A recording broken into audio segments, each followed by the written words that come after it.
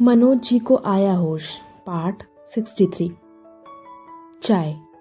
Meera bench पर बैठी कहीं खोई हुई थी जब विवान अपने हाथ में चाय लिए मीरा के पास आकर कहता है और उसकी तरफ कप बढ़ा देता है। Thank you. विवान की आवाज़ से मीरा होश में आती है और चाय का कप अपने हाथों में ले लेती है। क्या बात है, परेशान लग रही हो? अब तो अंकल ठीक है। विवान मीरा को देखकर पूछता है, जो किसी बात को लेकर परेशान नजर आ रही थी। कुछ खास नहीं, बस कल एक कंपनी में इंटरव्यू दिया था, वहीं से कॉल आई थी, आज से ज्वाइन करने को कहा है। मीरा कहती है तो उसकी बात सुनकर विवान समझ जाता है कि उसकी कंपनी से मीरा को ज्वाइनिंग के लिए कॉल आ चुका है। विवान मीरा को देखकर कहता है, अरे ये तो अच्छी बात है, फिर उदास क्यों हो? पापा को ऐसी हालत में छोड़कर मैं जॉब पर कैसे जा सकती हूँ विव? मीरा उदास होकर कहती है तो विवान कहता है, अंकल की फिक्र तुम मत करो, मैं हूं ना। और वैसे भी मेरी डॉक्टर से बात हो गई है, वो अंकल की देखभाल के लिए एक नर्स अपॉइंट कर देंगे। विवान की बात सुनकर मीरा उसकी तरफ देखने लगती है। वो कहती है, पर वर कुछ नहीं, तुम यही रुको, मैं अभी आया। कहकर विवान वहां से चला जाता है। थोड़ी देर बाद विवान मीरा को अपने साथ हॉस्पिटल के बाहर लेकर आता है और अपनी गाड़ी के पास खड़े ड्राइवर, जिसे उसने अभी फोन करके बुलाया था, को देखकर कहता है, अनिल, मैम को सेफली लेकर जाना। जी सर। कहकर अनिल मीरा को देखकर मुस्कुराता है और उसके लिए कार का डोर खोल देता है। मीरू, अनिल तुम्हें मेरे घर लेकर जा रहा है, आज से तुम वहीं रहोगी। वैसे तो मेरे आदमियों ने तुम्हारा सारा सामान वहां शिफ्ट कर दिया है, मगर फिर भी अगर किसी चीज की जरूरत हो तो मुझे फोन कर देना। विवान कहता है तो मीरा हैरानी से उसकी तरफ देखने लगती है। इससे पहले वो विवान को कुछ बोलती, विवान कहता है, अब जाओ, जॉब का पहला दिन है, लेट मत होना, गुड लक। कहकर विवान मुस्कुराता है और जाने का इशारा करता है। विवान की बात मानकर मीरा भी बिना कुछ बोले गाड़ी में बैठकर वहां से निकल जाती है। वहीं सिंघानिया मेंशन में वेदिका अद्विका के रूम में उसे स्कूल के लिए रेडी कर रही थी। मम्मा। अद्विका वेदिका को देखकर पुकारती है। वेदिका अद्विका की चोटी करते हुए कहती है, मम्मा, आपको पता है मैंने ना आरुष से कट्टी हो गई। अद्विका कहती है तो उसकी बात सुनकर वेदिका हैरानी से कहती है, क्यों? मैंने आपको समझाया था ना, आरुष आपका दोस्त है, तो फिर आपने उससे कट्टी क्यों की? क्योंकि वो आपको मुझसे मांग रहा था, कह रहा था मैं आपको उसकी मम्मा से एक्सचेंज कर लूं। मैं क्यों करूं? अद्विका कहती है तो वेदिका को समझ नहीं आता वो क्या बोले। मम्मा, आप मुझे छोड़कर तो नहीं जाओगे ना? अद्विका अपनी आंखों में एक उम्मीद लिए वेदिका को देखकर पूछती है। तो उसकी बात सुनकर वेदिका मुस्कुराते हुए कहती है, नहीं, बिल्कुल नहीं, कभी नहीं। पक्का? वेदिका की बात सुनकर अद्विका अपनी आंखों में चमक लिए अपना हाथ आगे करके कहती है तो वेदिका उसके हाथों में हाथ रखकर कहती है, पक्का, लेकिन आप आरुष से वापस से दोस्ती कर लेना और स्कूल में अपने खूब सारे दोस्त बनाना, ठीक है? ओके, पर अगर उसने फिर से आपको मुझसे मांगा तो मैं कट्टी कर लूंगी।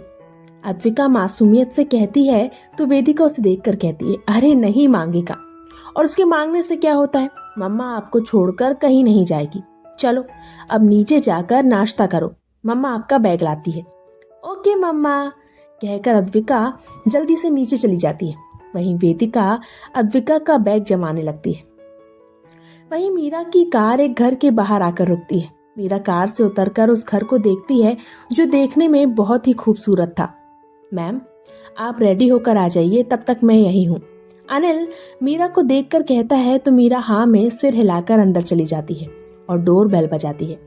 थोड़े समय बाद ही डोर खुलता है और एक 20 से 21 साल की लड़की साधारण सा सूट पहने, बालों की एक गुथी हुई चोटी किए दरवाजे पर खड़ी थी। अपने सामने किसी अनजान लड़की को देखकर मीरा असमंजस में पड़ जाती है। उसे लगता है कहीं वो किसी गलत घर में तो नहीं आ गई। इससे पहले वो किसी निश्चय पर पहुंचती, सामने खड़ी लड़की मुस्कुराते हुए कहती, अरे मीरा दीदी, आप आ गए। उस लड़की के मुंह से अपना नाम सुनकर मीरा हैरान हो जाती है। वो कुछ कहती उससे पहले ही सामने खड़ी लड़की कहती है, ऐसे टुकुर टुकुर क्या देख रही हैं आप? मैं रोशनी हूँ, विवान भैया ने बताया था कि आप आने वाली हैं। रोशनी की बात सुनकर अब कहीं जाकर मीरा को सब समझ आता है। वो रोशनी को देखकर मुस्कुरा देती है तो रोशनी कहती है, हाय, आप मुस्कुराते हुए कितनी अच्छी लगती हैं, कहीं मेरी ही नजर न लग जाए। कहकर रोशनी झट से मीरा की नजर उतार लेती है। रोशनी की यह हरकत देखकर मीरा और हैरान हो जाती है। चंद पल में वो इतना तो समझ ही चुकी थी कि सामने खड़ी लड़की बहुत चंचल और वाचाल प्रवृत्ति की है, जिसका दिल बहुत साफ है। अच्छा, आप अंदर तो आइए, कहकर रोशनी मीरा का हाथ पकड़ती है और उसे अपने साथ अंदर ले आती है। अंदर आकर मीरा देखती है घर बहुत ही खूबसूरत था। एक हॉल, सामने किचन, उसके साथ लगे 3 रूम और एक खूबसूरत सा मंदिर। वो वाला आपका रूम है, आपका सारा सामान वही रखा है, आप जाकर फ्रेश हो जाइए, तब तक मैं आपका नाश्ता रेडी करती हूँ, रोशनी कहती है। तो उसकी बात सुनकर मीरा अपने रूम में चली जाती है। जल्दी ही मीरा रेडी होकर और रोशनी की जिद पर नाश्ता करके वीएम कॉरपोरेशन के लिए निकल जाती है। वहीं एएस कॉरपोरेशन में अद्विक अपने कैबिन में बैठा काम कर रहा था जब उसके कैबिन का डोर नॉक होता है और एक शख्स जो अद्विक की उम्र का होगा ब्लैक 3 पीस सूट पहने अंदर आता है। डोर नॉक की आवाज सुनकर अद्विक जब अपना सर उठाकर देखता है तो सामने खड़े शख्स को देखकर हैरान होते हुए कहता है, अंगद। ये शख्स और कोई नहीं, अंगद रस्तोगी था, अद्विक का लॉयर कम दोस्त, जिसकी वजह से आज अद्विका अद्विक के पास थी। 5 साल पहले लावण्य से निपटने में अंगद ने ही अद्विक की मदद की थी। तभी से अद्विक और अंगद काफी अच्छे दोस्त बन गए थे। चलो, कम से कम मिस्टर सिंघानिया को ये नाचीज याद तो है, अंगद अद्विक के पास आते हुए कहता है। तो अद्विक तुरंत अपनी सीट से खड़े होकर अंगद के गले लग जाता है। कैसा है? अद्विक अंगद से दूर होकर पूछता है। तो अंगद मुस्कुराते हुए कहता है, ठीक हूँ, बस थोड़ा सा दुबला हो गया हूँ, पर कोई नहीं, 2-3 दिन में कवर कर लूंगा। नौटंकी, चल बैठ। अद्विक अंगद को बैठाता है और अपनी जगह पर जाकर बैठ जाता है। क्या बात है मिस्टर सिंघानिया, मुझे तुम्हारे चेहरे पर ये नूर किस चीज का दिख रहा है? क्या कुछ ऐसा है जो मुझे अब तक मालूम नहीं है? अंगद अद्विक को देखकर कहता है। तो अद्विक मुस्कुरा देता है पर कहता कुछ नहीं। अद्विक को कुछ ना बोलते और मुस्कुराते देखकर अंगद मुंह बना लेता है और उसकी तरफ एक इनविटेशन कार्ड बढ़ाते हुए कहता है, चलो छोड़ो, ये लो। ये क्या है? अद्विक कार्ड लेते हुए पूछता है।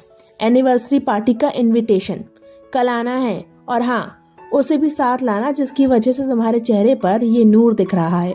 अंगद मुंह बनाकर कहता है। तो अद्विक मुस्कुराते हुए कहता है, ठीक है, बस ठीक है भाई, कॉन्ग्रेचुलेशन भी एक शब्द होता है जो बोलना पड़ता है, अंगद कहता है। तो अद्विक उसे देख कर कहता है, वो आज क्यों बोलूं, एनिवर्सरी तो कल है ना, कल बोल दूंगा। खड़ूस। अच्छा ये लो, ये विवान का इनविटेशन है, उसे कॉल किया था, वो आज ऑफिस नहीं आया, तो उसे दे देना, अंगद कहता है और एक और इनविटेशन अद्विक की तरफ बढ़ा देता है।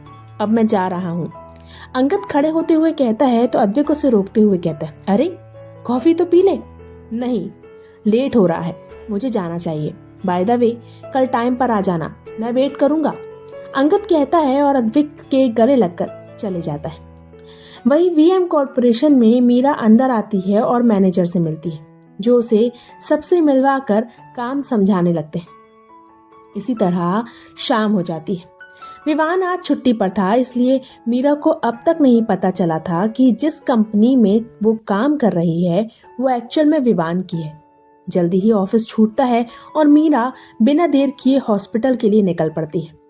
जल्दी ही मीरा हॉस्पिटल पहुंचती है।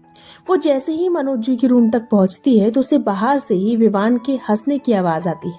मीरा डोर खोलती है और अपने सामने का नजारा देखकर हैरान हो जाती है। सामने विवान मनोज जी के पास बैठा हंस रहा था और मनोज जी बेड पर लेटे मुस्कुरा रहे थे। अपने पापा को होश में देखकर मीरा की खुशी का ठिकाना नहीं रहता। उसकी आंखें नम हो जाती हैं। वो अंदर आते हुए मनोज जी को पुकारती है, पापा।